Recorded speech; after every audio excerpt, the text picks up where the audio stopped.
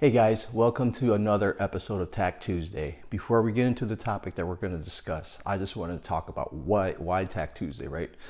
And it was something that I was talking to my team, and I felt like it was really important that we can help the community as much as we can, because there's information out there that I might not know about or you might not know about, and we're interchanging things that will either help us out in the field, make our decisions better and buying equipment and whatnot. So that's why Tac Tuesday exists. Is we are more than just an apparel company. We want to give back. We want to do the right thing. We want to make sure the community thrives, but most importantly, we want to make sure that the community gets home safe. So today's episode, we're going to discuss about lids, right? Helmets, lids.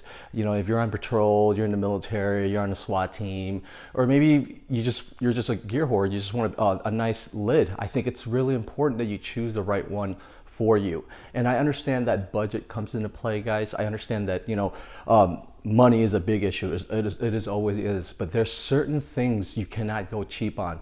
And one of them is a lid. And I've been wearing the lid for a long time, ever since GWAT with the Ranger Regiment, from the Mitch helmet all the way to until I see the progression now of where the most modern helmet is. And you know what? All I can do is tell you guys that, hey, I don't know it all, but I can give you what I know from my experience from the regiment to being a SWAT officer now. So that being said, I have one in my hands that I want to show you guys, right?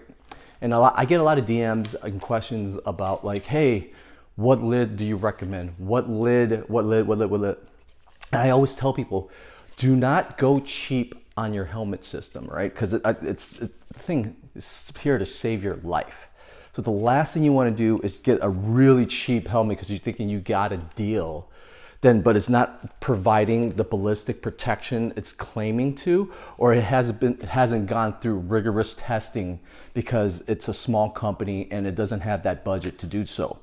So what I have in my hand, guys, is an OpsCore Fast SF, right? This is a great helmet. Team Wendy SL is another good helmet. The Galvan is another good helmet.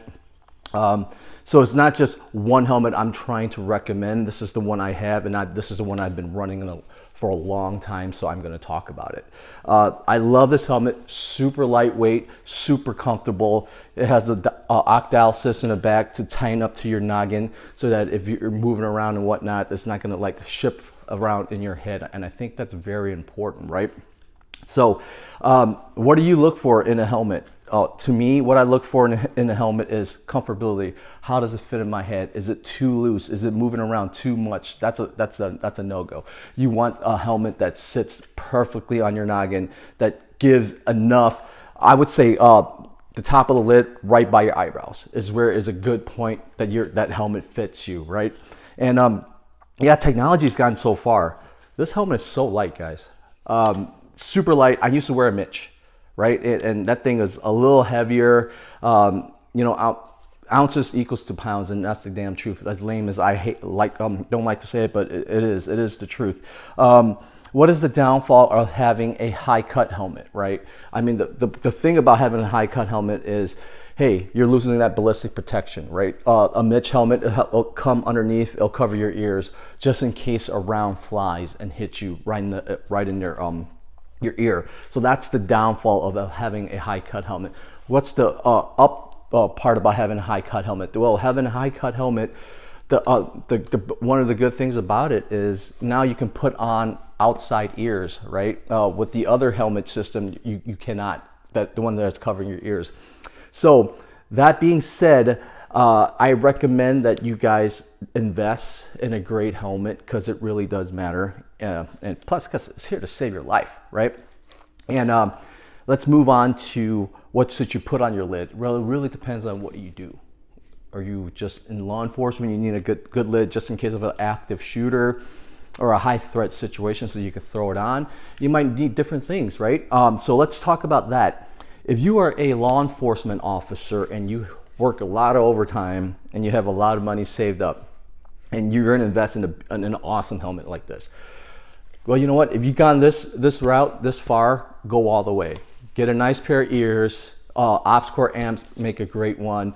Peltors is another one. But the downside with the Peltors is it snaps in the actual mechanism. Over time, it wears out. And I've noticed, I've worn Peltors, that it'll snap in, but over time, when I'm trying to get a nice cheek weld to my rifle system, the ears will just pop out, and that's really annoying. And I hate that when I start to shoot. And over time, you lose that rigidity of ear protection because it gets worn out so quickly. So that's something they definitely need to fix. What I run on my helmet, on my entry, is ears. Ears, obviously. OpsCore amp system. You know, it connects from the back. It flips down and it locks into place, and it acts like a counterweight too. Great system. I love it. I don't have an issue with it. But if you don't want to spend that type of money to get one of those, then don't. But the one thing that you definitely need to spend money on, that you should not go cheap on, is a light source, right? So if you're on patrol and you're not running nods, you can have this system right here. It connects right to the front of your mount of your helmet, right? And whenever you need a light source of any kind, you can just click it on. And this is great for guys who are medics too, right? Now that you have a light source, you're in a dark situation, low light situation, you need some kind of ambient light to work on your patients and whatnot. So right here, right in front, perfect, awesome. So those are definitely the one thing, if you get a helmet on patrol level, that I would recommend as a light source, is 100%. Now let's move on to military and SWAT, right? What I like to run, being on a SWAT team, because real estate on the helmet is so important. And so I run the Prison Tech. This is the one I run, the MPLS, right? And this right here, I run in the side of my helmet, right? And the beauty with having that amp system, it connects right here in the bottom. So now on the top, it frees up real estate so that I can run a really good light. And I recommend having a really good light source, guys, because you never know when you need it. This one's red, green, and IR. There's ones that are like, you know, a white light, green light, or white light, red light, IR. It really depends on what you're doing. But a good light source to have is a must to be on the teams. And if you really want to go super Gucci, you get another light system over here, and especially that goes for guys who run nods. So you run an IR light on the side.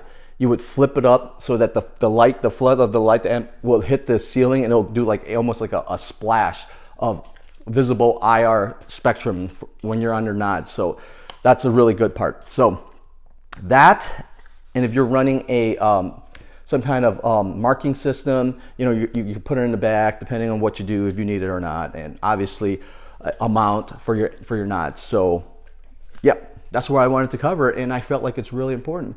And like I said, you can't go cheap on your head, on your life. That goes for a really good plate carrier, a really good armor system, a really good bunch of eyes, ears.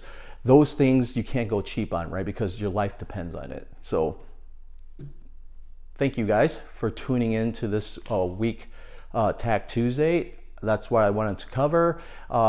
Keep tuning in. I want to do more stuff, like bring in my fire guys and we just really dive into the medical side or whatever they want to cover on the fire side for them, or bring in Ashley and so she can cover her experience on you know, what makes her an asset as a police officer. You know, we have all these great individuals with these great skills and asset, and we want to give back to you guys because we care, and we're not just an apparel line. We're not just here to sell t-shirts.